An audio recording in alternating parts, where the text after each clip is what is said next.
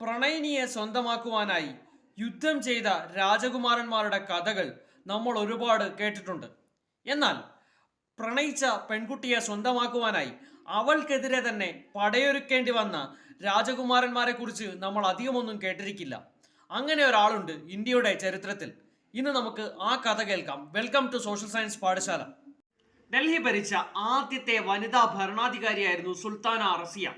അടിമവംശത്തിലെ ഇൽത്തുമിഷ് എന്ന രാജാവിന്റെ മകളായി 1205 റസിയ ജനിക്കുന്നത്. തന്റെ ആൺമക്കളെക്കാൾ ഇൽത്തുമിഷിന് ഇഷ്ടം റസിയോടായിരുന്നു.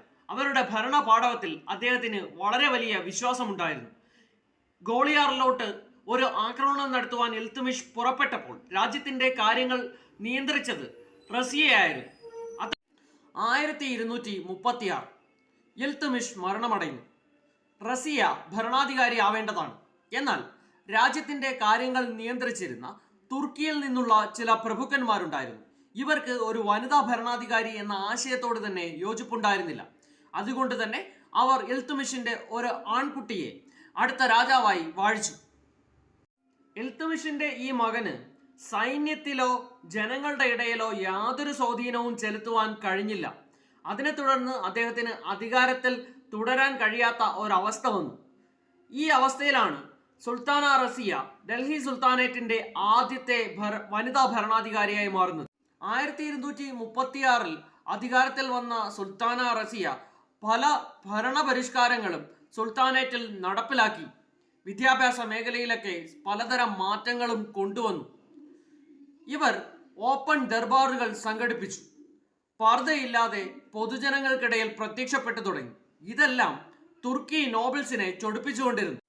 ബട്ടിൻഡ എന്നൊരു പ്രവിശ്യയുണ്ടായിരുന്നു. അവിടെ ഒരു സൈനിക ഉദ്യോഗസ്ഥനുണ്ടായിരുന്നു, അൽത്തൂണിയ. ഇദ്ദേഹത്തിന് റസിയയോട് പ്രണയമായിരുന്നു. ഇതേസമയം ഒരു അടിമയായിരുന്ന യാക്കൂട്ട് എന്ന വ്യക്തിയുമായി റസിയയ്ക്ക് അടുപ്പമുണ്ടായി. ഇത് അൽത്തൂണിയയെ ചൊടിപ്പിച്ചു. അദ്ദേഹം സുൽത്താന റസിയയെ ആക്രമിക്കുകയും അവരെ കീഴ്പ്പെടുത്തി തടവിലാക്കുകയും ചെയ്തു. റസിയ തടവിലായ ഈ അവസരം മുതലാക്കി റസിയയുടെ മറ്റൊരു സഹോദരൻ തുർക്കി നോബിൾസിന്റെ കൂടി സഹായത്തോടുകൂടി ഡൽഹിയിൽ അധികാരത്തിലെത്തി. തടവിൽ കഴിയുകയായിരുന്ന റസിയയോട് അൽത്തൂണിയ തന്റെ പ്രണയം പരസ്യമായി പ്രകടിപ്പിച്ചു. ഈ പ്രണയം റസിയ അംഗീകരിക്കുകയും ഇരുവരും വിവാഹിതരാകുകയും ചെയ്തു. വിവാഹശേഷം അധികാരം തിരിച്ചു പിടിക്കാൻ ഇരുവരും ചേർന്ന് ഒരു ശ്രമം നടത്തി. എന്നാൽ അത് പരാജയത്തിലാണ് കലാശിച്ചത്.